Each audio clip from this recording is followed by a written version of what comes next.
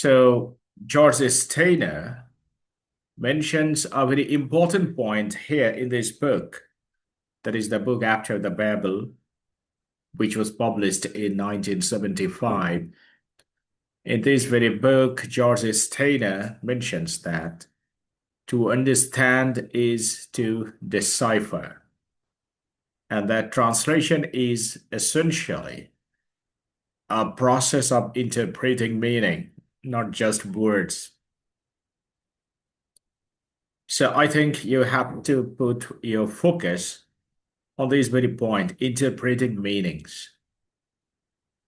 And what are the meanings? And what are the behavior of meanings? And what are the characteristics of meanings? I think you know it far or less, as you are well acquainted with Ferdinand de Saussure's conceptions of meanings. Meanings are arbitrary. Meanings differ from context to context, situation to situation, age to age. And translation's duty is to interpret the meanings. So this very information also shows that translation is a slippery process. Slippery process. You cannot say that this is the ultimate translation of this book, because the translation that you make today, that you do today, may not be sufficient for the generation ahead. Why? Because while you are translating, you are interpreting the meanings, and you grasp the meanings of your time. You do not usually grasp the meanings of the time ahead, or the time which was far, far back. You usually grasp the meanings of your time. So while the time will change, the meanings will also change. And if the translation is the interpretation of meanings, the translation will also change. So it is a very important point that you must think of very seriously. So translation is the interpretation of meanings.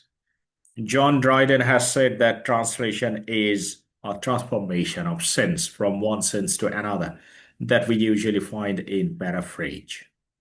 Okay, so and here we find that translation is not only the transformation of languages or words, it is the interpretations of meanings.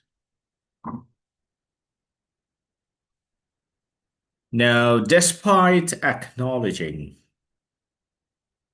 the diversity of languages, Steiner suggests an underlying universal human linguistic structure, a viewpoint sometimes considered dated. So I just like to interpret it more for your sake, that I have already mentioned that translation is relational. The translation that you make today may not be widely accepted tomorrow, because meanings that we accept today may not sustain their relevance tomorrow. So meanings always change as the contexts change, as the time changes, as the history changes, meanings will change. So translation is also relational or arbitrary. As Ferdinand de Saussure has called meanings of the words arbitrary. The meaning which you widely celebrate today may not be celebrated tomorrow. So meanings always vary from place to place, time to time, community to community. That's why translation is also relative, relational, contextual. If the context changes, translation will change. And context is very important. Why? Because while we translate, we do not usually negotiate with the author. Suppose I am translating a book which was written 500 years ago. I have no chance to negotiate with the author because the author is already dead. Then with whom should I negotiate?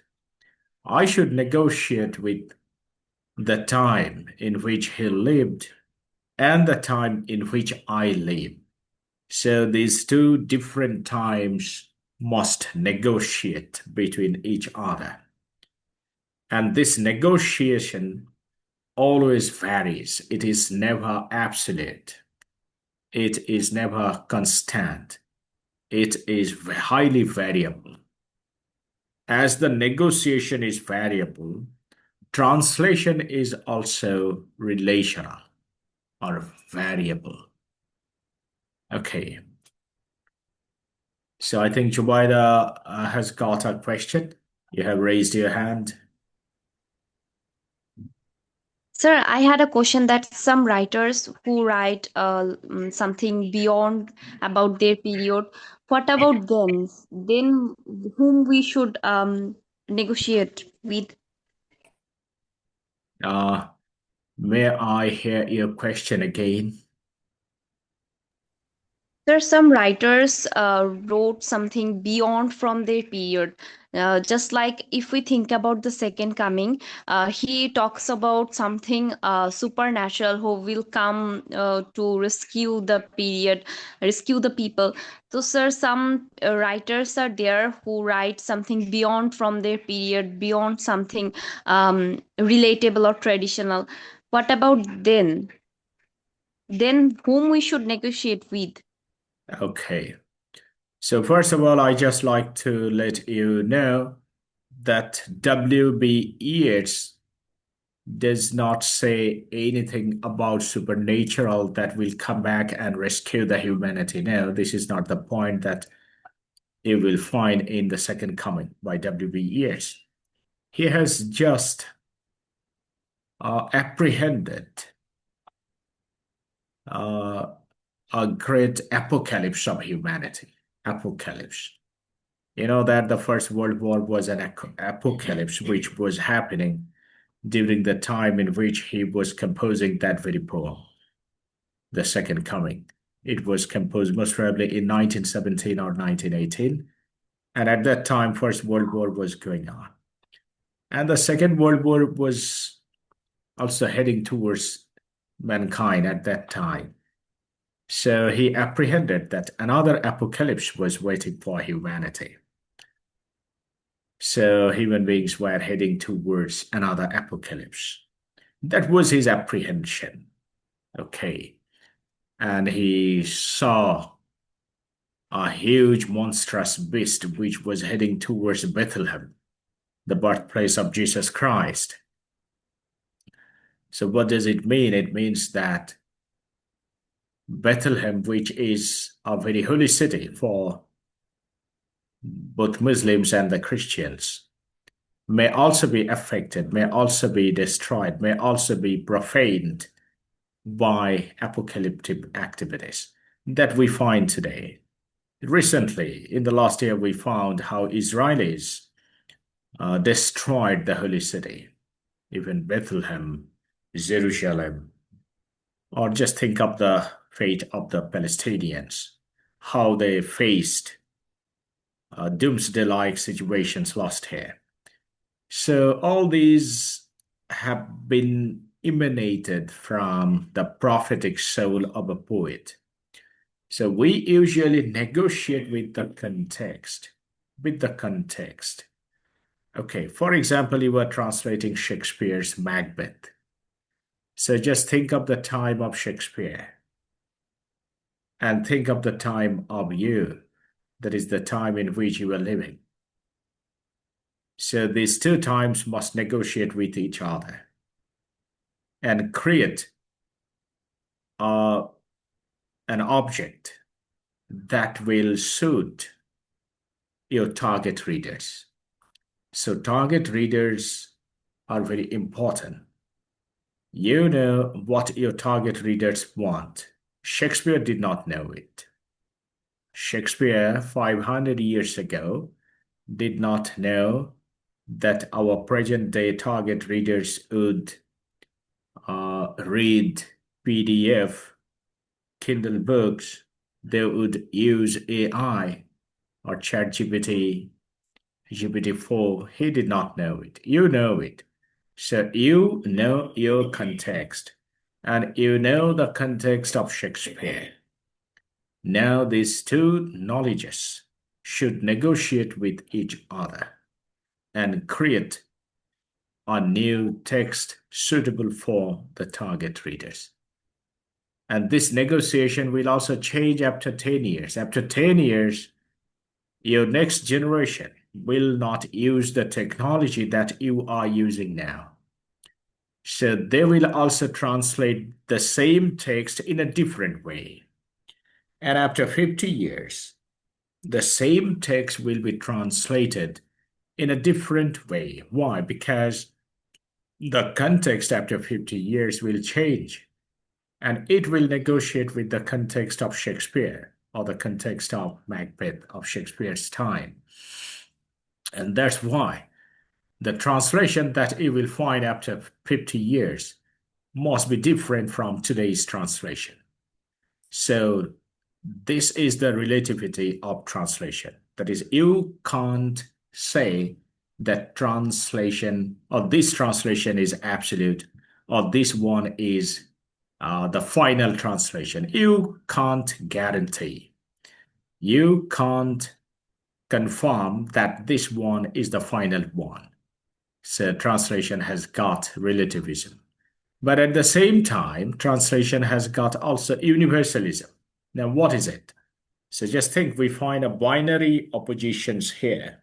Universalism means what is acceptable today will be acceptable tomorrow. What is acceptable among us here in Bangladesh may also be acceptable among the people in Latin America or in Africa or in some other parts of the world.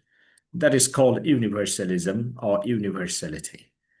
And George Steiner has said that translation has got both universalism and at the same time relativism.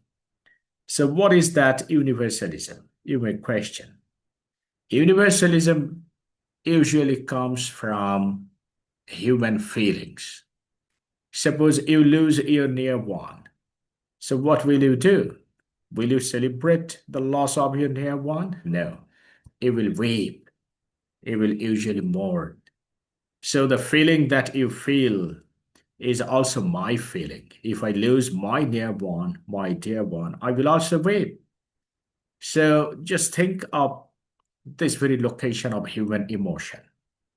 So if a book tells about human emotions or human feelings, that must be preserved, that must be ensured by a translation.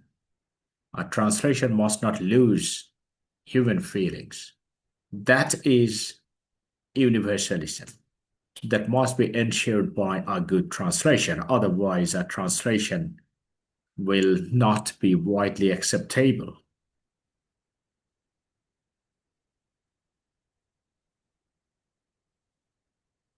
Now, after all these discussions, we may come to a very prominent question. How does George Steiner define translation? So it's a very prominent question. After all these discussions, we know who George Steiner is.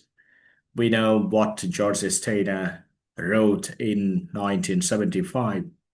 We also know what George Steiner has said about translation.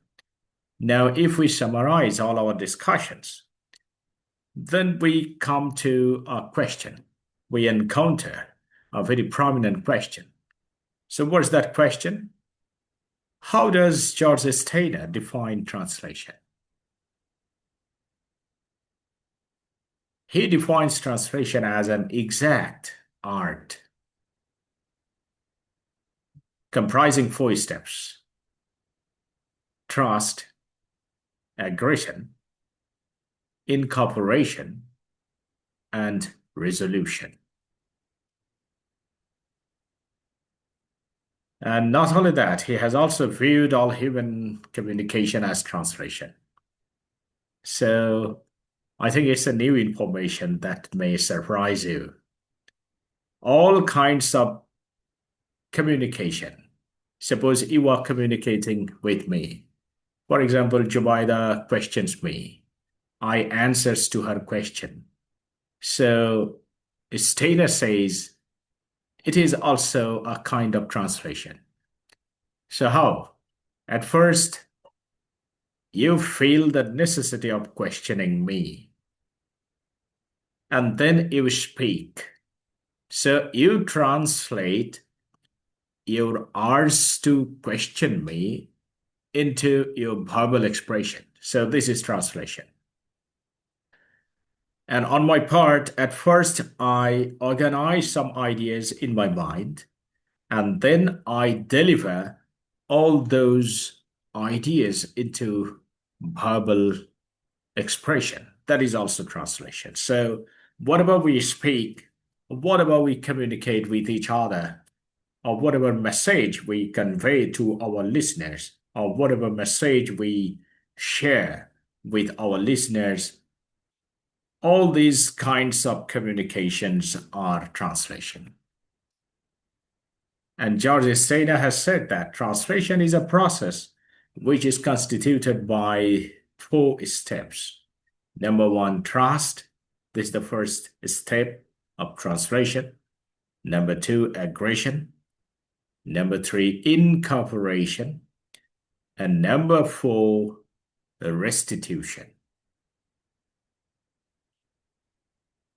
I will define these four steps in detail.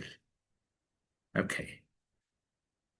And George Steiner's work emphasizes the translator's role in navigating the gap between languages. So, what is the role of a translator?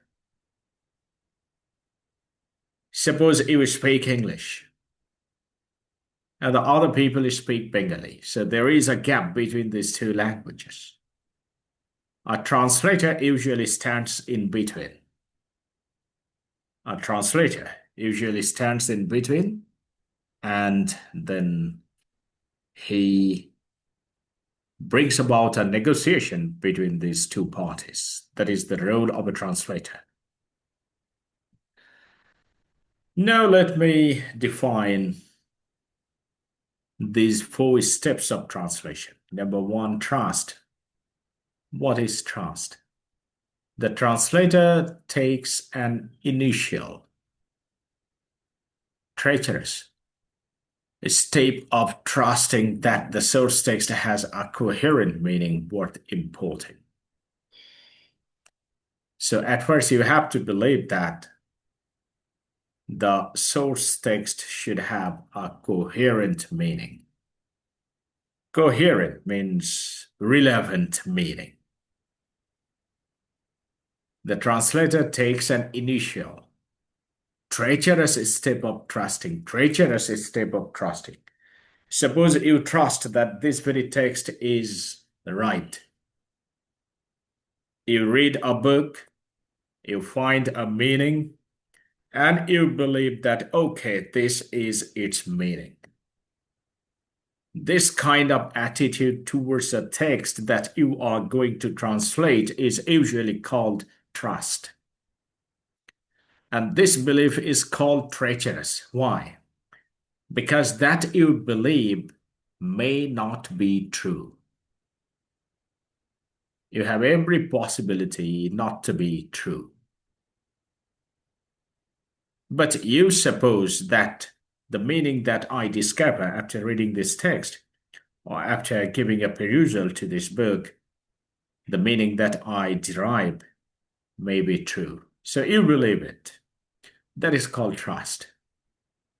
But this belief is called treacherous. Why? Because this belief may not be true. Then aggression. Aggression, I think the literal meaning of aggression is attack. The translator invades. Invades means attack the source text, extracting its meaning and disrupting the original structure. So at first you read the text, you discover a meaning, and at first or initially you suppose this meaning is okay. This is called trust. Now aggression. This is the second stage.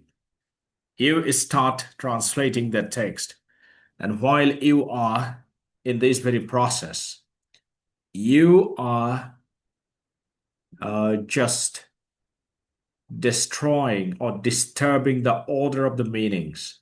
Why? Because you are interpreting, reinterpreting. You are reorganizing. You are reorganizing the meanings that you discover in that very source text. So you are just anatomizing the book. This is called aggression. Okay?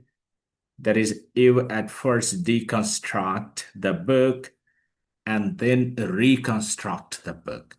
The deconstruction of the book is called aggression. And reconstruction, that is, after deconstruction, you are reconstructing. This reconstruction is the translation process. Your reconstructed object is the translation for the target readers. So reconstruction is the target text, and deconstruction means aggression. You are deconstructing the source text. You are interpreting it, you are reinterpreting it. You may also misinterpret, and you may defend your misinterpretation. And you can reflect all your interpretations and misinterpretations in translations. I use the word misinterpretation. Why? Misinterpretation may also have a role in translation, because whatever you understand may not be true, and whatever you understand may be true. So you are always in between ambivalence and confidence. Sometimes you are confident, sometimes you are confused. So you are always in between confidence and confusion while you are doing the translation process. That's why your misinterpretation may have a role in translation process. So I think you have got the point, aggression. Now the next point, incorporation. Incorporation, or it is also called embodiment. The extracted meaning is imported and internalized into the target language or culture, which can alter the target level. So incorporation means include. You are including. So what are you including? You are including the meanings that you create while you are aggressively approaching the source text, while you are deconstructing the source text, while you are interpreting and reinterpreting the source text. You discover some meanings, you construct some meanings. And all your constructed meanings you want to incorporate into your target text. So you are incorporating the meanings that you have constructed. So meanings are usually constructions. Remember, you construct meanings. Meanings do not descend from heaven. You create the meanings and you incorporate the meanings into the target text. This is called incorporation, and that's why translation is not always faithful. That Crochet has said, Crochet. What does Crochet says? If your translation is very beautiful, it's not faithful. If it is faithful, it's not beautiful. So why? Because we usually incorporate our own constructed meanings into our target text. That's why translation is not always faithful. And that's why no translation is ultimate translation. The translation that you make today or produce today may not be widely accepted tomorrow. So anyway, incorporation is the inclusion of meanings that you usually construct during your translation process. And last of all, the last process, the last step of translation is restitution. It's also called compensation, makeup.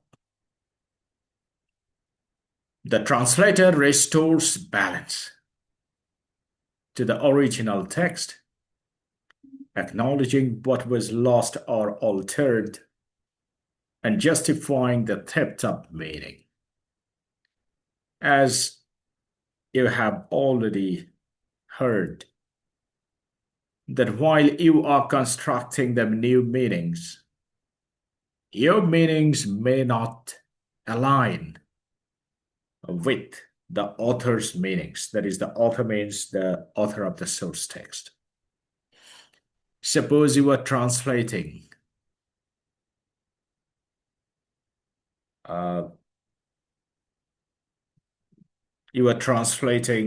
Madhusudhan Datta's Meghnad Vaught, which was written in 19th century. You are translating this text in 21st century. So there is a gap. There is a gap of nearly 150 years or nearly 200 years. So the meanings which were widely acceptable during the time of Madhusudhan may not be acceptable today, because at that time the generation which lived were not well acquainted with our today's technology. And the generation today the generations today are not usually of the same disposition of the generations of Madhusudhan. So if you are a translator, it's a very difficult job to negotiate between these two. So how will you do it? You must do it by adopting some techniques. So while you are doing this negotiation, that is called restitution. So restitution means compensation. That is the new knowledge or ideas that you incorporate into your translation must match, must do justice to the source text. Otherwise, your translation may not be authentic. You have to do justice to the source text. And at the same time, you have to do justice to the target readers. And you must stand in between, just like a bridge. So bridging is here very important. That is called restitution. You are trying to negotiate between these two and trying to keep balance So maintaining balance or restoring balance is very important while you are translating. So these are the four steps of a translation process that George Steiner has mentioned. Now, further details of the initiative trust. The leap of faith. The translator starts with the belief that there is something meaningful in the source text worth translating. That is, while you are translating a text, you have to believe that yes, the translation that I am now doing, it is worthy or it deserves to be translated. The book, it deserves to be translated. At first, you have to believe it. But it has got a risk. There is no guarantee that the text is coherent or that its meaning can be captured. While you are translating a text, you may not grasp the real meaning of the text. You may miss it. Or you may not miss it, but you may miss it. That is called risk. And then human connection is an investment of trust in the otherness of the foreign language. That is called human connection. That is, it is an investment of trust in the otherness of the foreign language. A foreign language is other. And this other is brought to the target readers. It's a difficult job. There is always a feeling of isolation, alienation. You are translating a foreign text means you are translating an alien text. This alien text is to be brought to the familiarity. It's a difficult job. And you can do this job by producing human connection. And aggression, further details about aggression. Aggression, it also involves incursion. Translation is not a passive act, it's an extractive and invasive task.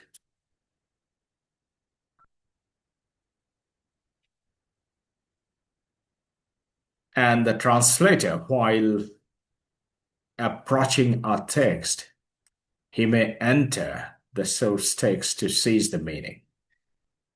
And Steiner's view is that he describes this as a violent act because the translator breaks it, the home of the original language, to take something away. Aggression is a destructive, that I have also said, that deconstructive task. While you are entering into a text, you are deconstructing it. Why? Because you are deconstructing and extracting the meaning from it. And incorporation, that is while you are incorporating the meanings into it. So what does it mean? That is, the extracted meaning is brought into the translator's own language. Suppose you read an English text, you discovered a meaning from here, and you are grasping the meaning into your language, that is Bengali language. So there must be an assimilation between these two languages. But assimilation is not an easy task. There may be conflict. The new meaning can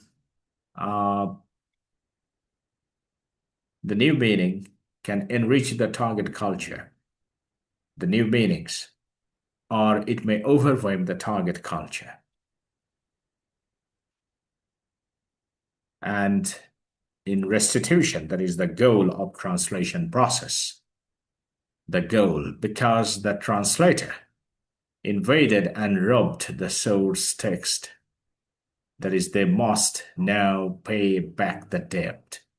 That is, in the final process, whatever meanings you discover, you have to incorporate, and you must keep balance.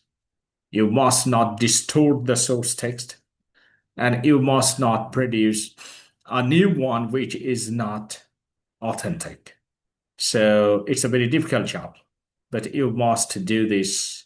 You must maintain this equilibrium, that is balance between this source text and the target text. Otherwise, your text may not be acceptable by your audience. So anyway, after hearing all these things, we may again come back to the context of Babel. Actually, we may have some questions. We may have some curiosities. I think all these questions may be answered. All these curiosities may be satisfied or gratified if we clearly know the context of after the Babel.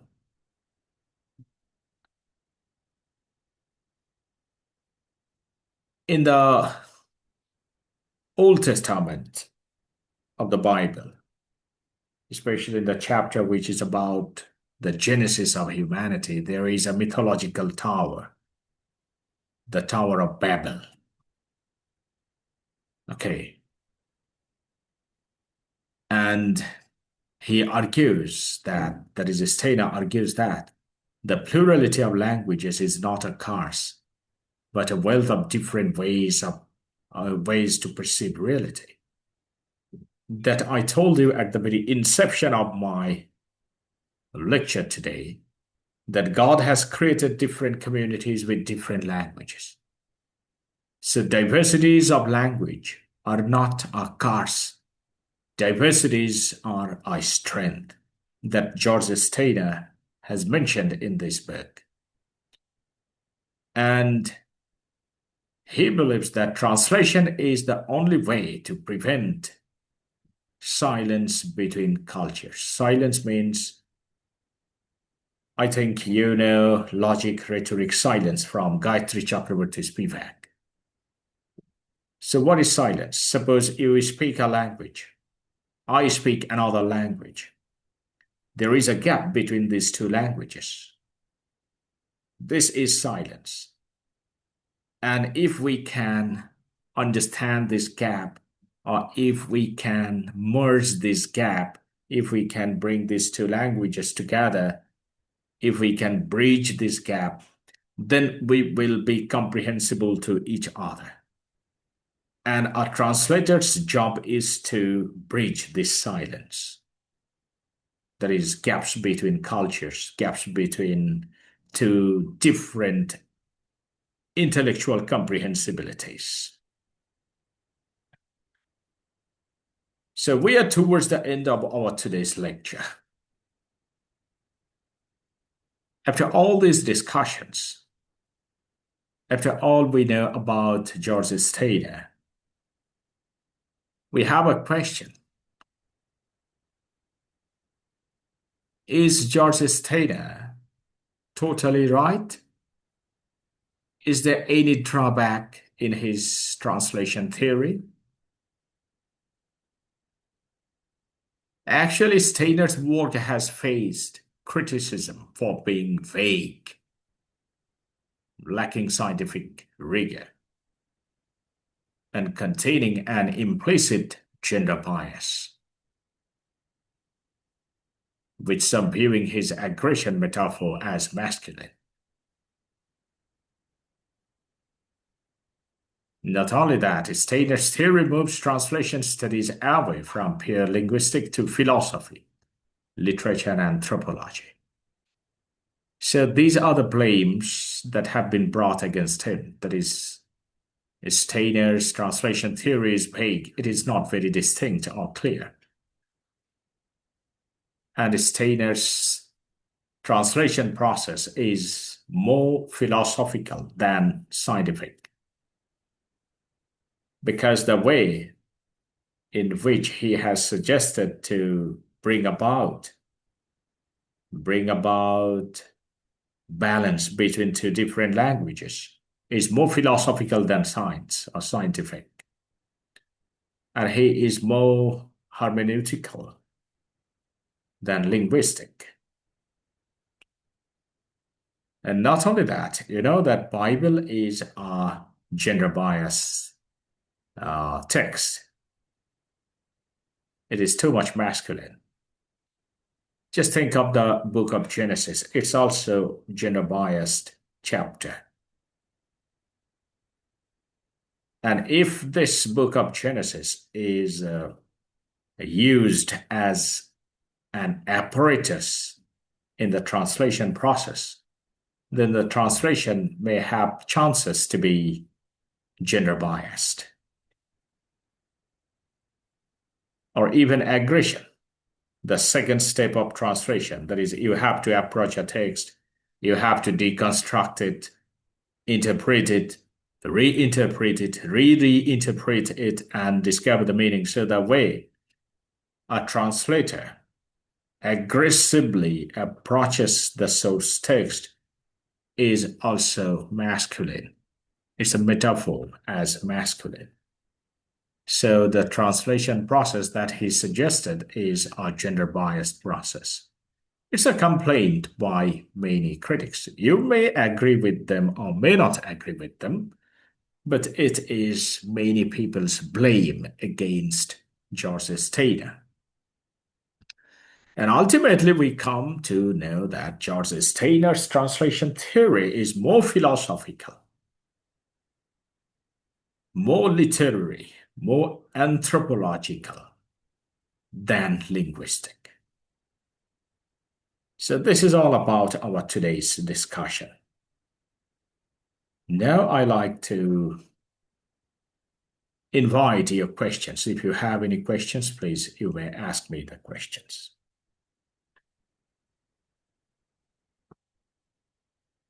Any question from anybody?